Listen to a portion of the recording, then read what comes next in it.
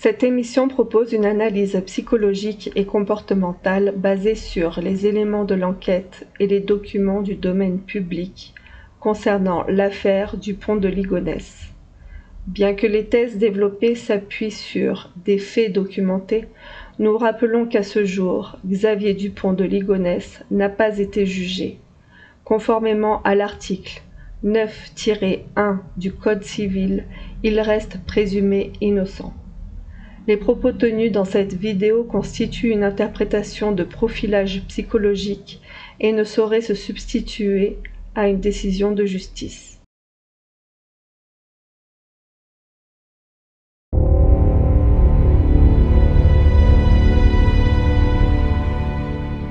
Le 21 avril 2011, la police force l'entrée d'une maison bourgeoise à Nantes. Sous la terrasse, on découvre l'innommable. Une famille entière méthodiquement effacée. Mais ce que les enquêteurs ne savent pas encore, c'est qu'ils ne font pas face à un simple drame de la déchéance. Pendant des années, Xavier Dupont de Ligonnès a dirigé une production de prestige digne des plus grands thrillers. Le décor, une façade aristocratique impeccable. Les acteurs, une épouse dévouée, et 4 enfants modèles. Mais derrière le rideau de cette famille parfaite se joue un drame psychologique bien plus sombre. Aujourd'hui, sur Ecophénix, nous allons pratiquer une autopsie. Pas celle des corps, mais celle d'un ego. Nous allons disséquer le mécanisme du narcissisme malfaisant. Comment un homme, dévoré par un complexe de supériorité et une blessure narcissique incurable, a-t-il pu transformer le sanctuaire familial en un piège mortel? Du gaslighting millimétré à la mise en scène macabre de sa propre disparition, nous allons dépouiller le mythe du stratège pour révéler la réalité brute, celle d'un homme dont la seule réussite fut l'ultime lâcheté. Bienvenue dans l'autopsie d'un naufrage humain, bienvenue sur Ecophénix.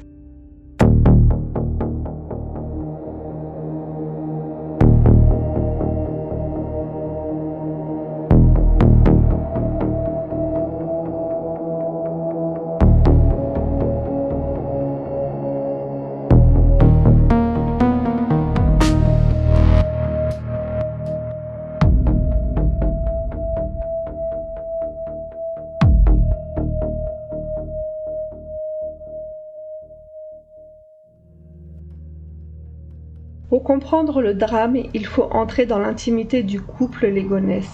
C'est ici que se forge le premier maillon de la chaîne, le choc de deux vides. D'un côté, Xavier, un homme dont l'ego est une cathédrale bâtie sur du sable. Pour lui, exister, c'est dominer. Mais derrière les titres ronflants de ses entreprises de conseil, il n'y a rien. Que des dettes et des échecs qu'il refuse de voir. Sa vie est une insulte à son propre complexe de supériorité. De l'autre côté, Agnès, une femme d'une grande sensibilité, mais habitée par un vide affectif immense. Elle cherche dans la religion et dans son rôle de mère une boussole que Xavier ne lui donne plus. Elle sent que quelque chose ne va pas, elle l'écrit sur les forums en ligne, elle exprime sa solitude, mais elle reste. Pourquoi rester? C'est là que le narcissique malfaisant excelle. Il repère la faille. Il sait que le déni d'Agnès est son meilleur allié.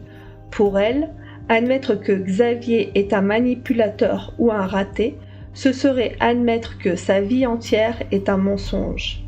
Alors, elle se tait. Elle compense. Elle devient le pilier d'une structure qui s'effondre.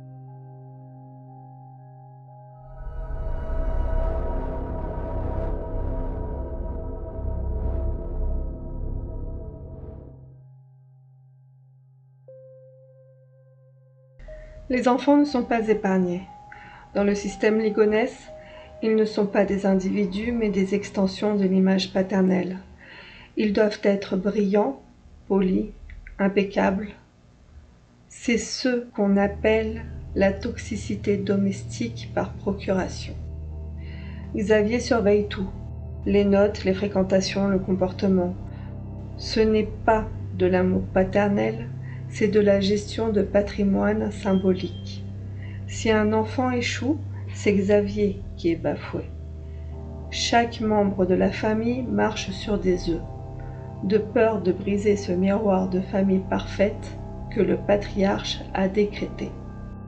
Cette obsession de contrôle, cette volonté de transformer sa propre famille en un patrimoine symbolique au détriment de l'humain, est une signature que nous avons déjà étudiée sur cette chaîne. Elle nous rappelle inévitablement la figure de Léon Jacob, dans mon analyse sur les secrets et les tabous de l'affaire Grégory.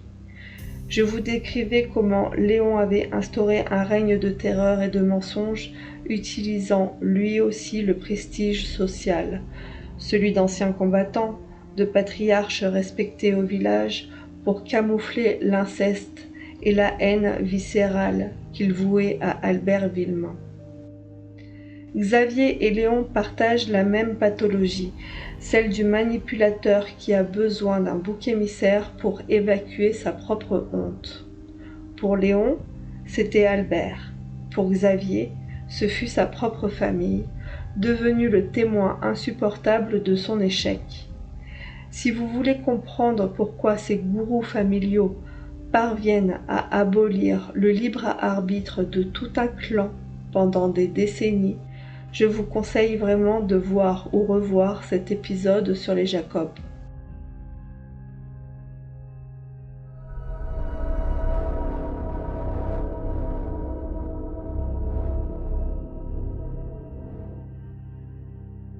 Ce qui rend cette manipulation si redoutable, c'est son emballage, la façade aristocratique.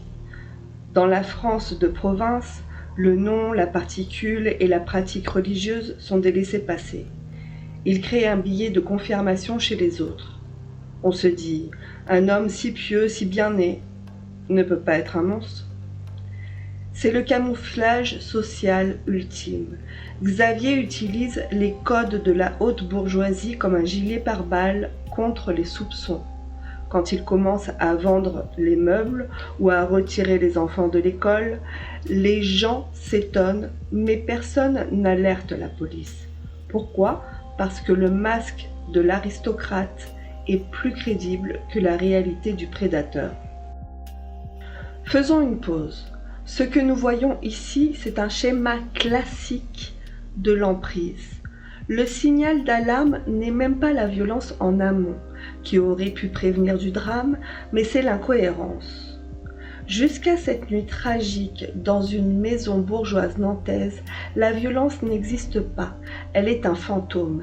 Elle est tue par un silencieux. Elle est insidieuse comme un somnifère dans une tisane. Mais elle est redoutable comme un coup de fusil dans le cœur.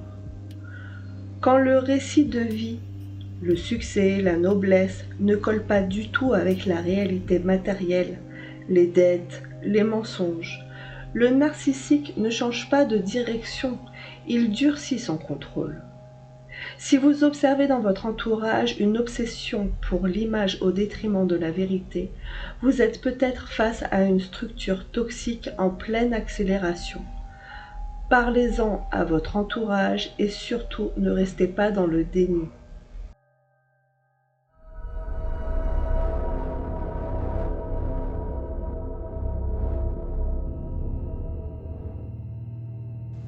Entrons maintenant dans le moteur de l'emprise, le gaslighting. C'est un terme que nous abordons pour la première fois sur cette chaîne et il est crucial pour comprendre comment Xavier a pu maintenir sa famille sous contrôle. Le gaslighting, ou détournement cognitif, est une forme de manipulation mentale où le bourreau s'arrange pour que sa victime doute de sa propre perception de la réalité, de sa mémoire et même de sa santé mentale. Le but, que la victime finisse par se fier uniquement à la version des faits dictée par le manipulateur. Et là, on ne parle plus d'Agnès et des enfants, mais de la sœur de Xavier Dupont de Ligonnès elle-même. Après le crime, il envoie une lettre surréaliste à ses proches. Il affirme être un agent secret infiltré pour le compte de la DEA. Il prétend que toute la famille a été exfiltrée vers les États-Unis sous une nouvelle identité. L'efficacité de ce mensonge est dévastatrice. Prenez l'exemple de sa sœur Christine.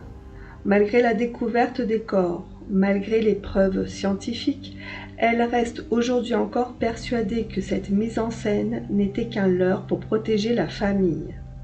Pour elle, les corps retrouvés n'étaient pas les bons, et Xavier était le héros d'une mission secrète. C'est là que l'on mesure la puissance du narcissique.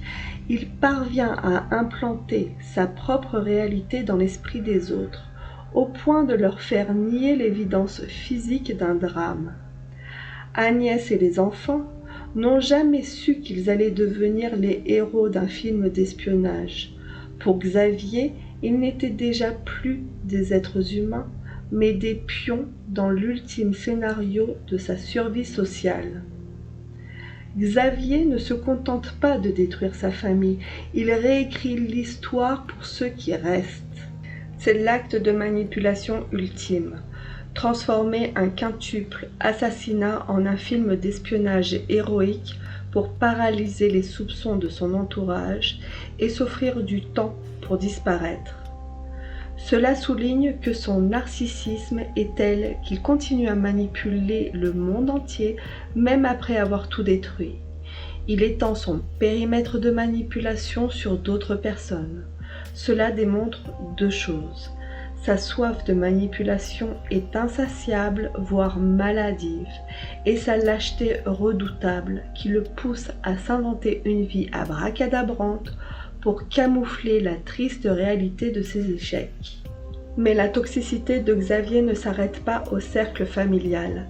Elle s'étend à sa vie sociale comme une contagion. C'est ici que l'on voit le prédateur à l'œuvre.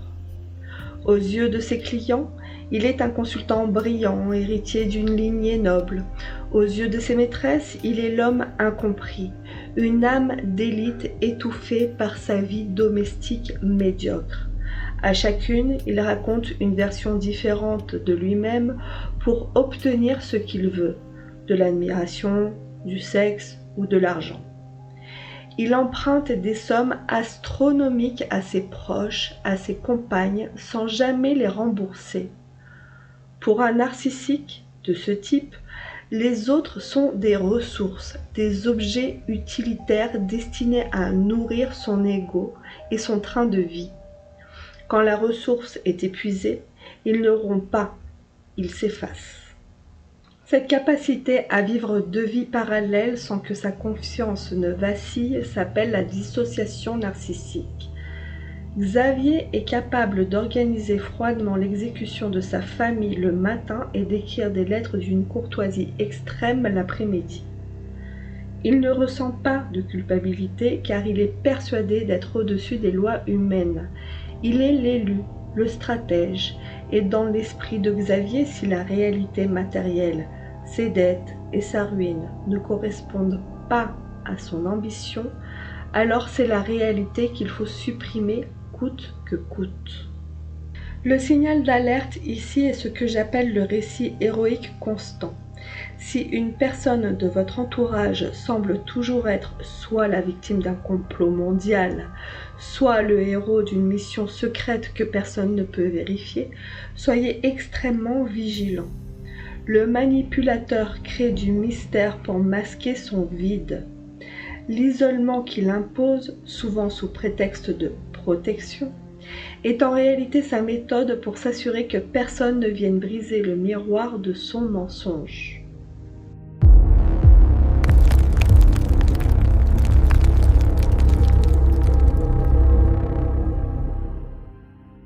Avril 2011, le sablier est vide. Les entreprises de Xavier ne sont plus que des coquilles vides.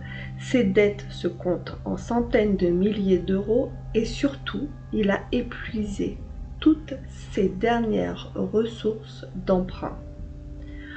Pour n'importe qui, ce serait le moment de la faillite, de la honte, certes, mais de la reconstruction.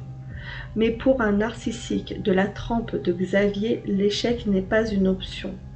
C'est une annihilation. Admettre qu'il n'est pas le stratège brillant, l'aristocrate prospère, c'est accepter que son existence entière n'est qu'un mensonge. Et ça, son ego ne peut pas le supporter. C'est ici que se produit ce que la psychologie appelle la blessure narcissique. C'est une douleur insupportable qui survient quand le monde renvoie au narcissique une image de lui-même qu'il déteste, celle d'un homme faible et d'un raté. Sa réaction n'est pas la tristesse, c'est une rage froide. Dans son esprit déviant, s'il ne peut pas être le père parfait admiré de tous, il préfère que le spectateur meure. S'il ne peut pas amener sa famille vers les sommets, il les emmènera dans la tombe. Pour lui, tuer Agnès et les enfants n'est pas un acte de haine, c'est une façon de reprendre le contrôle sur le récit. En les effaçant, il efface les témoins directs de sa déchéance. Même dans la préparation de l'horreur, son complexe de supériorité est omniprésent. Il se croit plus malin que la police, plus méticuleux que les experts. Il achète de la chaux, un silencieux, et s'entraîne au tir. Et là, on peut reconnaître le caractère cynique de Xavier, puisque quelques jours avant la nuit tragique, il s'entraînait avec ses victimes.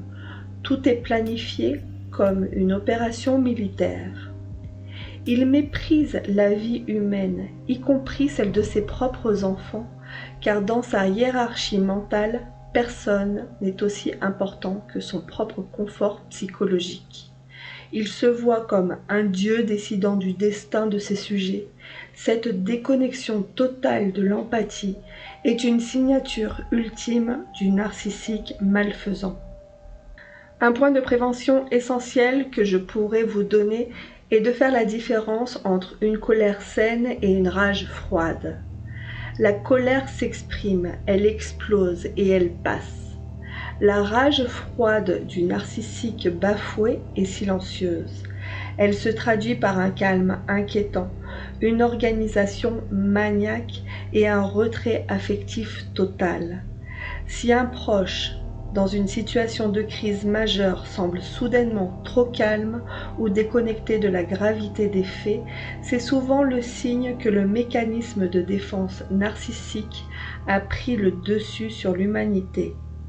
Un narcissique cherchera souvent à se venger ou à faire souffrir quelqu'un pour soulager sa rage.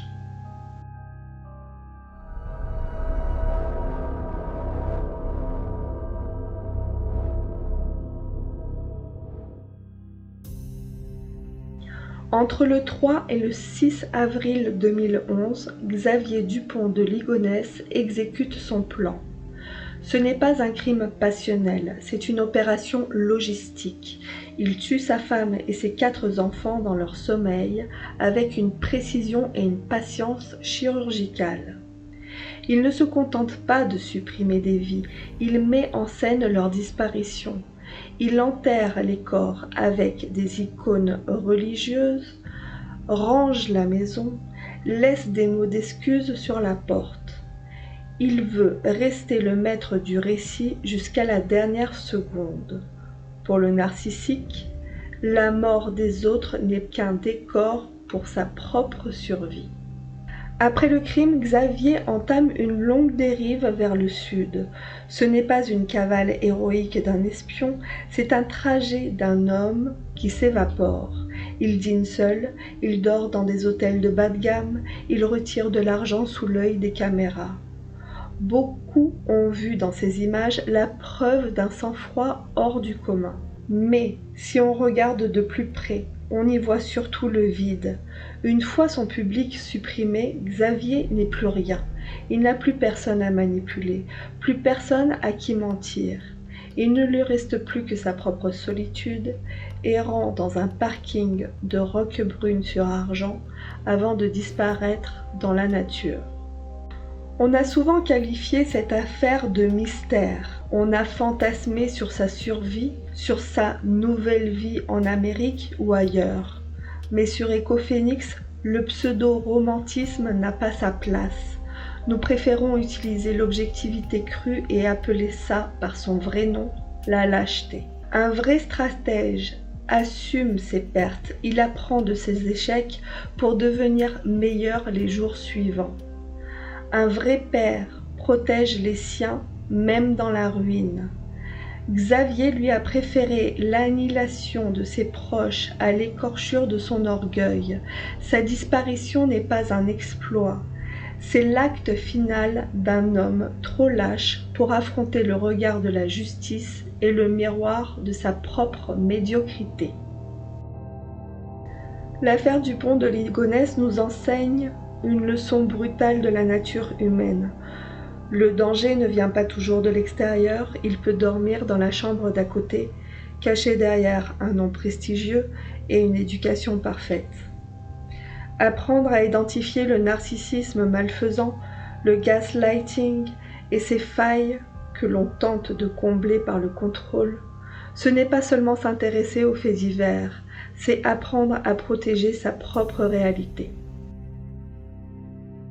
L'affaire Dupont de Ligonnès n'est pas qu'une énigme criminelle, c'est un miroir tendu vers les zones les plus sombres de la psyché humaine. En décortiquant ces mécanismes de manipulation, mon objectif n'est pas seulement de raconter une tragédie, mais de vous donner les clés pour identifier ces schémas avant qu'ils ne deviennent destructeurs. Si cette analyse vous a aidé à y voir un peu plus clair sur ces dynamiques toxiques, je vous invite à faire 3 choses simples mais essentielles pour la chaîne. Abonnez-vous et activez la cloche, c'est le meilleur moyen pour soutenir ce travail de recherche et d'illustration. Laissez un like et un commentaire. Dites-moi ce que vous pensez de cette approche psychologique. Partagez cette vidéo. Un partage peut sembler anodin, mais il pourrait être le déclic pour un proche qui vit actuellement une situation d'emprise sans savoir y mettre des mots. Le savoir est une protection. Merci de votre fidélité et de votre écoute. On se retrouve très bientôt pour explorer ensemble les méandres de l'esprit humain. D'ici là, soyez vigilants des gens qui vous entourent et traitez les autres comme vous aimeriez être traités en retour. C'était Ecophénix. Bye bye!